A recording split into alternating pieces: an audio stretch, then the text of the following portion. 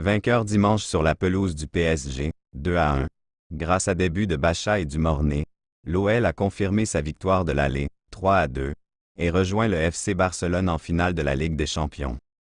Le match, 1-2. Le PSG a perdu son pari.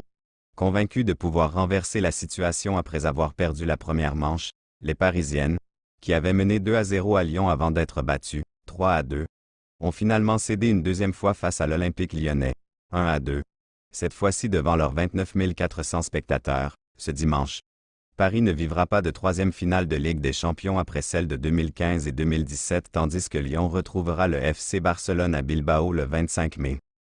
Avec un but d'avance à l'issue du match aller, les Lyonnaises ont rapidement trouvé la faille dès la 3e minute grâce à la patte gauche de Selma Bacha. Habituellement passeuse, la gauchère a joué un cornet à 2 avec Melchi du Mornay avant de tromper Constance Picot, aidée par Eliza de Almeida, qui a légèrement dévié la frappe de la Lyonnaise. Plutôt que de céder le ballon aux Parisiennes, les Rodaniennes ont continué à faire le jeu.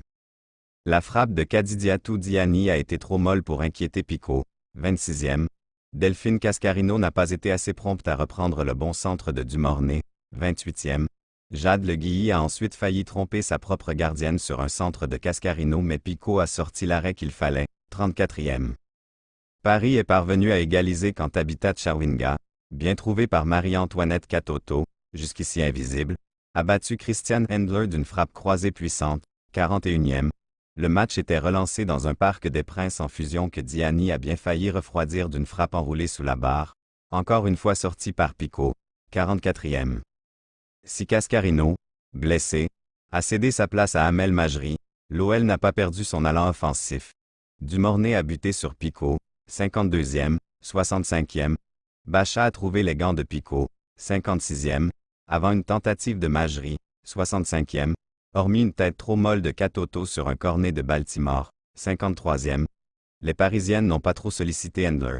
C'est finalement Dumornay, énorme durant toute la rencontre, qui a remis l'OL devant, 81e. La joueuse, Dumornay, la classe internationale arrivée de Reims l'été dernier, la polyvalente attaquante haïtienne n'avait pas caché son ambition de devenir une joueuse qui compte à l'OL.